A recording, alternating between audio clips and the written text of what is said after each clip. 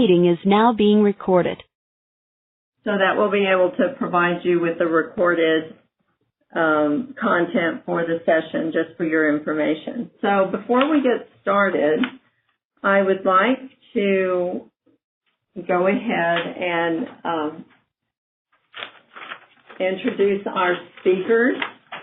As I mentioned, my name is Debbie Villa, and I am the Grants Manager with the WellMed Charitable Foundation. We also have today Carol Zernial, who is currently the Vice President of Social Responsibility for WellMed Medical Management and the Executive Director of the WellMed Charitable Foundation. Carol also holds a master's degree in social gerontology and has been involved in the field of aging for over 20 years. And then we have Sharon Lewis. Dr. Lewis was formerly with the University of Texas Health Sciences Center in San Antonio. She was a Costella Distinguished Professor there and is the developer of the Stress Busting Program for family caregivers. She's an experienced researcher in the area of biobehavioral interventions and family caregivers. So with that, we'll get started with Carol. Thank you very much, Debbie, and welcome everyone.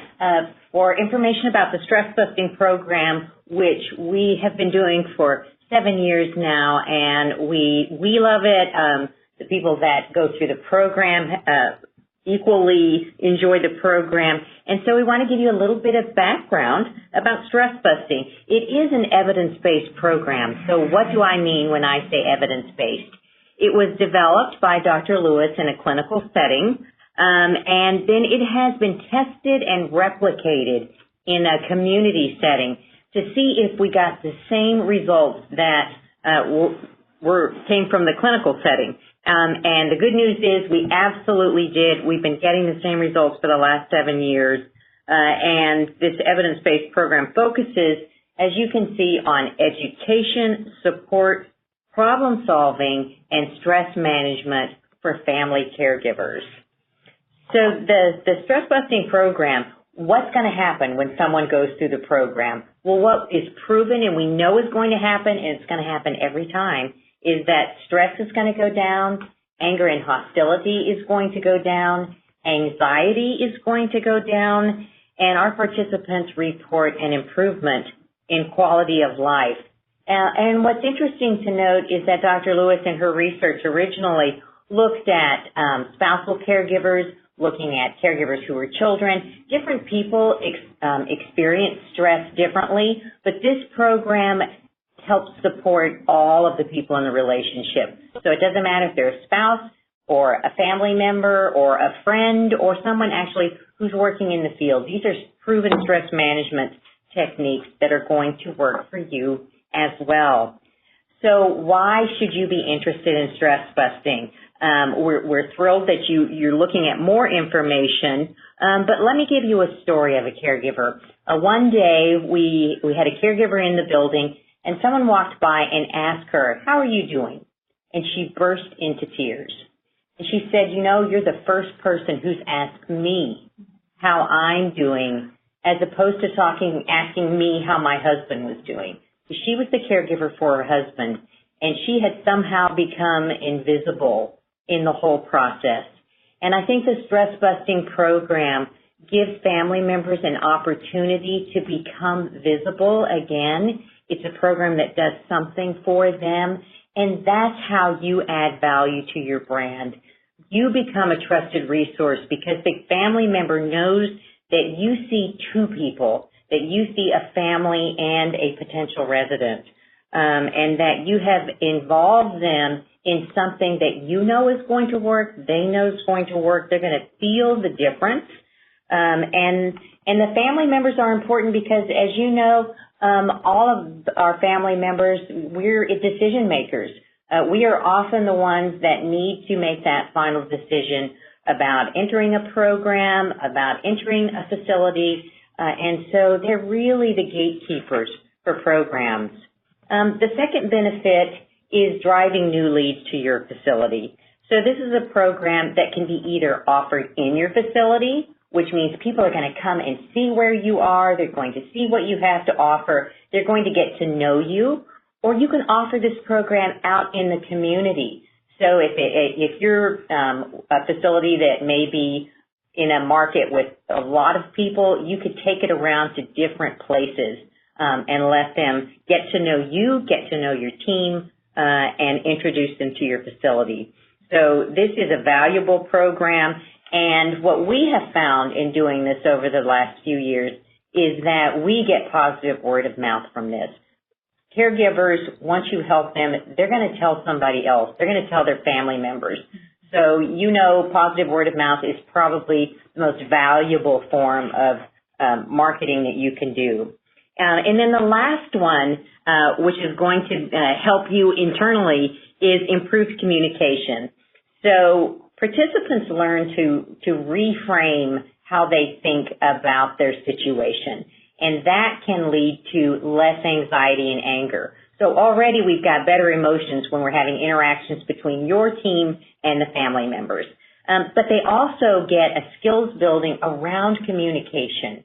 So they're better prepared to talk with you, and the facilitation exercises are going to improve that interaction between staff and families. Hopefully your conversations are going to be more open, and that by your involvement in delivering the program, you are equally going to improve your skills, and your staff are going to have better empathy for the caregivers, better knowledge, and can improve that whole communication process. So why should you be interested? You can expand your outreach to family caregivers in a program that is proven to work. It's easy to reproduce this in a variety of settings. You can take it wherever you want to go.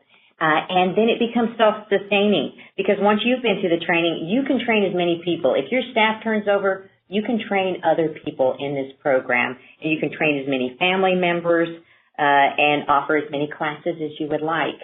So it's really a turnkey operation. The training is very accessible. The materials are very understandable.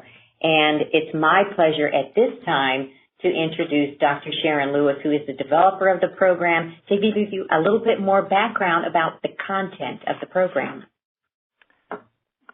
Hi, I'd like to welcome everybody, and thanks for joining us today. It's really exciting. Sometimes when I've looked at our program, it's like we're finally getting our baby off to college and getting them out in the community. So it is really exciting to share what we've done. When you log on to the website, you have the opportunity to download a PDF document. And for those of you who did, we're kind of going to be following along with some of the material on that PDF document. So just as an overview, the program lasts for 9 weeks. It's an hour and a half a week, and it's led by 2 group facilitators. And when we look at the overall program, it's really a multi-component program. It includes education. It's done in the setting of a support group. Caregivers get together to problem solve, and we focus every session on a new stress management technique, and we'll be telling you about what those are. So let's get started. In week 1, and this is on your table, your grid of the material you downloaded. So in week 1, the caregivers tell their stories, and it's a time for building support. For many of the caregivers, it's the first time they've had an opportunity to tell their story. The stress management technique in week 1 is relaxation breathing, and we've developed some really wonderful audio-visual guidelines. We had a DVD, and now that's available as an app. And so on the relaxation strategies, the caregivers are able to take that home and play it on their DVD or access the app. And so there are a number of breathing exercises. And breathing is really essential for any type of stress management technique. So in week 2, the topic is stress and the effects on the mind, body, and spirit. We talk about general concepts of stress, and then we talk about the negative effects that stress can have on your physical, emotional, and spiritual health. The stress management technique during that week is meditation. And meditation is really just a profound, deep peace that occurs when the mind is calm, yet is still completely alert. And again, going back to the relaxation strategies, so what we do in class is an exercise, and then they can take that home and continue to practice it. In week 3, session 3, we talk specifically about caregiver stress. And we also at that time talk about how you can create a relaxation environment. Our stress management technique for week 3 is imagery. And imagery is the use of one's mind to generate images that have a calming effect on the body. Again, these exercises, techniques are available on the relaxation strategies. In what we do in class, they can take it home and repeat. Week 4 is a tough one. We deal with, in the dementia program, the program for family caregivers of people with dementia, we talk about the challenging behaviors of the person with dementia. In our program for family caregivers of chronic illness, the topic is facing challenges. And so we really talk about the challenges of the person with a disease as well as the challenges faced by the caregiver. Our stress management technique is we talk about massage. And we talk about how massage can be used for the caregiver and how the caregiver can actually give a hand massage to their loved one. And we practice the hand massage during class. In week 5, we talk about grief, loss, and depression. So often caregivers don't realize the losses they've experienced in their life. It's not just death that's a loss. There's loss of relationships and many other losses. And if losses aren't resolved, they go to grief, and then if grief isn't resolved, it goes to depression. During this session, the technique we talk about is art. And we talk about how art can be used to help a person non-verbally express their feelings and emotions. And the picture that you see on this slide is a self-portrait drawn by one of our family caregivers. And we tell our caregivers never to interpret other people's art, but when you look at this picture, you can see the many faces the caregiver is exhibiting, the face she portrays to the world, and then her real self. And she's sort of drowning in the stress and the grief that she's suffering. During this session, we have caregivers either color or draw, and they love this session. Week 6, we talk about coping with stress. And part of coping with stress is learning how to deal with the changing family dynamics. We talk about various types of coping strategies, for example, humor. And we introduce caregivers to aromatherapy and how essential oils can be used beneficially for effects on both the mind, body, and spirit. Week 7 is one of our fun times. In week 7, as Carol mentioned earlier, we talked to caregivers about how they can reframe their role. You see a little drawing there at the bottom of the slide. A guy's sitting on a park bench, and he's facing a challenge, a stressor. And he said, I know I can't do it. I just know I can't do it. And then he reframes that stressor, and he goes, yes, I can do it. And the only thing that's made a difference is what's gone on in his mind. The stress management technique that we introduce is journaling, and how journaling can be used to express thoughts and feelings. And we ask the caregivers to write about what's positive about being a caregiver. And for many caregivers, they say, what? There's something positive? And yet doing this exercise helps them to reframe their experience and look at what is positive.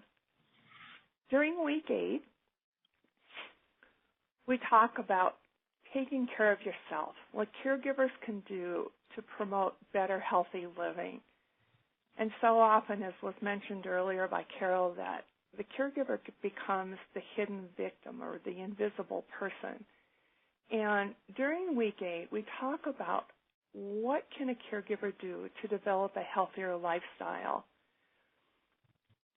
And the various things we talk about are exercise, nutrition, sleep, and hobbies. Jennifer, go back one slide. So during session 8, the stress management technique we talk about is music. We introduce various types of music, talk about, how it affects the caregiver, and just helping them think about how they can use music in their life to achieve a relaxed state. Week 9, we talk about, let's look at this slide first. So one of the things that we really spend a lot of time talking about is perception. We tell caregivers that we know we cannot change their situation. We can't change the fact that their loved one has dementia or chronic illness. But what we can do is really help them change their perception. And here's a quote: "You can't always choose your destiny in life, but you can choose how you cope with it." So during week 9, we try to help caregivers put it all together. And this session is called Choosing a Path to Wellness. So in the process of putting it all together, we have them set goals and make an agreement with themselves on what they're going to do to take time for themselves. By the time we get to week 9, most of the caregivers don't want to leave. They've really enjoyed their experience. So let's go on and look at some data. We've collected data from a lot of people. As Carol mentioned, we did some of our research initially in a very controlled setting, and then we disseminated our program to the community. And we had caregivers fill out 3 questionnaires, and one is on perceived stress. And this slide shows that their stress levels decreased from beginning to end. The next slide, we gave them a questionnaire that's the Center for Epidemiological Studies on Depression. And you can see again how the scores decrease from the beginning to the end. And then the third questionnaire we had them complete is looking at caregiver burden. How did they feel about the role of being a caregiver? Again, you can see improvements from the beginning to the end. So when we look at all this and kind of put it together, sort of a summary of our results is there were decreases in stress, depression, caregiver burden. There were improvements in quality of life. And I think that one of the things caregivers frequently express to us is that they felt like they had better control of the stress in their life. Here's a quote from one of our caregivers. And this quote is exemplified in many of the caregivers and what they've told us. "I was at a very low point in my life. The program saved me from going into a deep depression. It saved my life." So as we've gone through working on a program over the years, the very first program that we developed was for family caregivers of people with dementia. That program is now available in both English and Spanish. And here's a picture of the caregiver handbooks. The book is about 180 pages long. It's very interactive. It gives caregivers time for self-reflection, and caregivers love their books. Then over time, we had caregivers approach us who were caregivers of people with Parkinson's, with stroke, and they said, "Well, what about us?" So we did an adaptation of the program that was applicable for any family caregiver of people with chronic illness. And that program's been very effective. Then the other thing that happened is many of the professional caregivers said to us, "Well, what about us?" And so what we did is developed a program really focusing on combating compassion fatigue and burnout. And it's done in the setting of a one-day seminar, one-day workshop for any caring professionals. And that program is now being disseminated as well. So when we look overall at what's happened, the program, the family program, is now in 15 states, soon to be 16. And we're really excited about the opportunity to offer it to anybody who wants to participate. Thank you, Sharon. We wanted to talk a little bit about, I know all of you probably are interested in the implementation costs, and so we have a slide here which gives you some information on that. So your upfront costs to implement this program are, number one, there is a licensing fee of $500 for one program, and that licensing fee is good for 3 years. And then we do offer master training for 2 individuals from your organization. As you may recall in the previous slide, there are 2 group facilitators that are required to lead these groups. So we do ask you to train 2 individuals as master trainers for your organization. And so that training fee is $1,200 per person. And once those people are fully certified as master trainers, they can train as many facilitators for your organization as you feel that you can manage. And there is no cost for that other than your own cost in terms of employee time and that activity. So it references $320 for 16 handbooks. The handbooks are for the caregiver participants, and the cost for each handbook is around $20. We're continuing to work on those and try to keep the cost down or get the cost down as much as possible. But this really is illustrative of your costs. We feel that it's certainly, there are upfront costs for implementing the program, but once you have staff trained and you have purchased that initial license, essentially, you can offer as many classes as you want. There's no, we don't have any costs related to any ongoing activities that go on in your organization.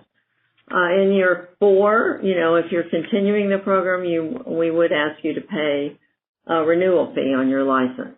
So that's basically the cost. And, as we mentioned, we do offer this as a master trainer lay leader model. So we offer master training here we're located in San Antonio, Texas.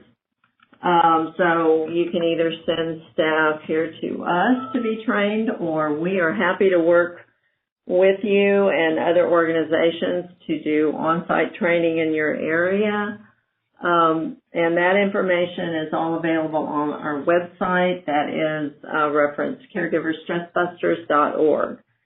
So with that, I'm going to go ahead and unmute everyone so that you'll have an opportunity to ask your questions. All guests have been unmuted. So what questions do you have? I have a question. Uh-huh. How many people would you recommend to be in a group? How many participants in the program at a time? Okay. This is Sharon. I'll answer that. Okay. Ideally, no more than 8. Because if you have more than 8, you don't really get time for good interaction. Okay. On the other hand, you want enough people to be in the group so you have a group, because so much of our focus is on interaction and problem solving. And so I would recommend a minimum of 4. Okay. Thank you. I have a question. Okay. Hello? Yes. Is it possible to modify the format, so maybe doing 1 to 4 in half a day, and 5 to 9 in half a day, or something like that? I'm concerned with our caregivers that they're not going to want to commit to such a long block of groups. This is Sharon again. Let me attempt to answer your question. One of the things that's been shown in research when it comes to looking at behavioral changes is it takes time. And so we're trying to really help caregivers develop some life skills. And so after week 1, they go home and they practice their breathing. After week 2, they practice their imagery and start incorporating the material. If you try to put that all into a very short time frame, it kind of lessens the effectiveness of the intervention.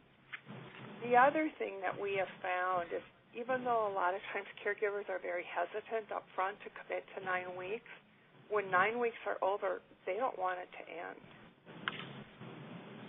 So, Debbie, can you talk about the retention rate in the classes that we offer? So, and we normally get questions related to retention rates, and I do say one of the things, what Sharon mentioned is absolutely true. Each group, they really bond with each other, and they don't want to end. And our, retention rates over time have been well over 80%. So, and I would add, with a high retention rate, the other plus for you, while it may require more time on the part of the person delivering the program, you're also developing that relationship. So that bonding is not just within the group, but it's with the facilitators, and it's more of an opportunity for them to feel comfortable and at home with you. With your organization. And one other question. It needs to be, in order to be trained, you need to have 2 people come to the master training? Could one come and then train another facilitator, or it has to be 2 people? It has to be 2 people. Okay. Now, it's not to say that we would be happy to talk to you individually about that. I mean, there have been organizations that have partnered together to offer the program, and they'll each provide 1 master trainer. So we have to have 2 master trainers in each group. Okay. Okay. And how long is the training in San Antonio? It's 2 days. 2 days. 2 full days. Mm-hmm. The other thing I want to mention is that, as Debbie said, there's 2 possibilities for training. One is to come to San Antonio. The other is to do it in your location.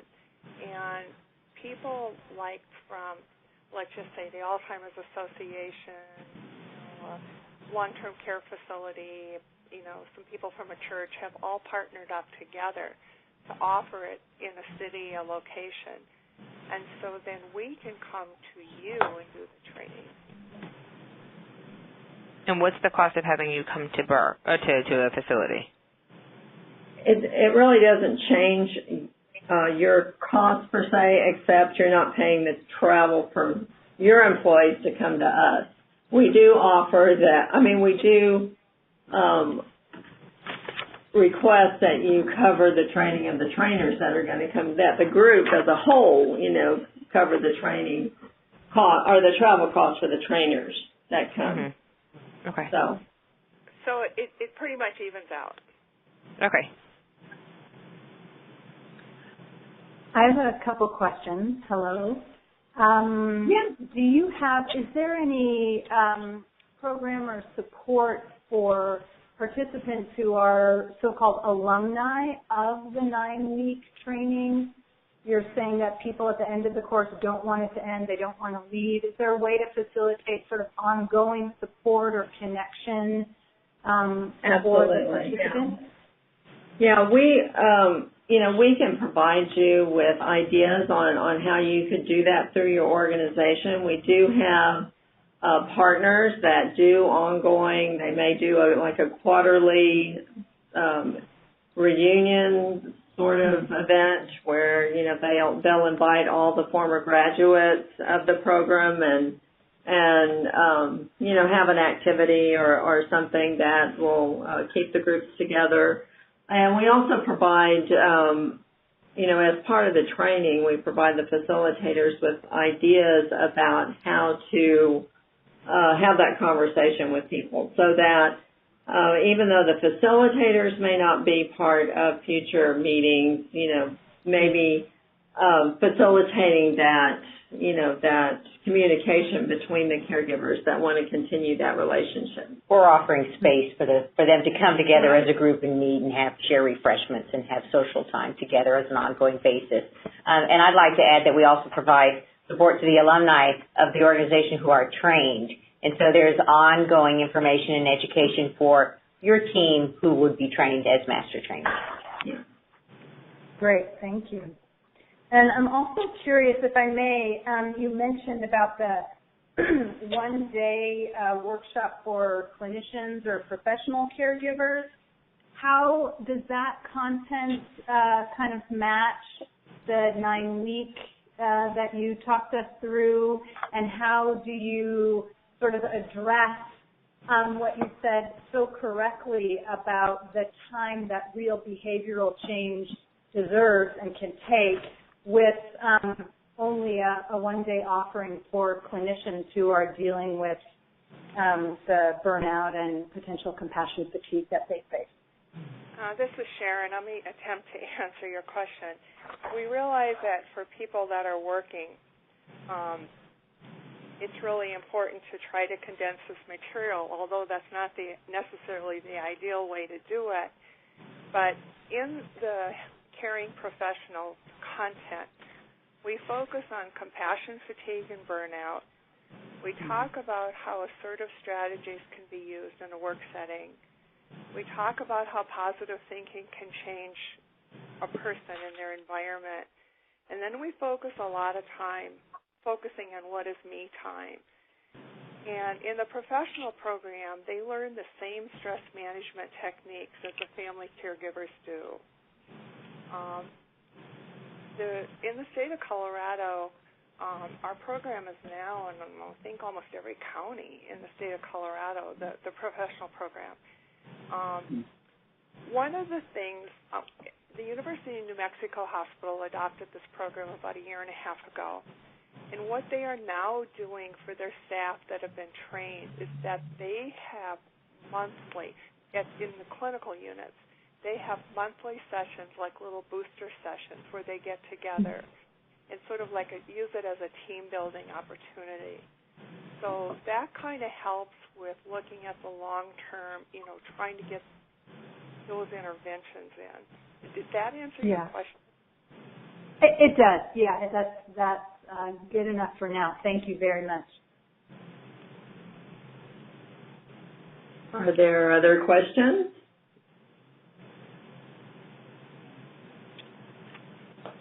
Okay, well, we appreciate, again, your time and attention this afternoon. We will be following up with you with an email that, will give you the recording for the webinar, and also to see if you have other questions or anything else that we can help you with in terms of your decision making. So, again, thank you for attending, and I guess that's it. Have a nice day. Thank you so much.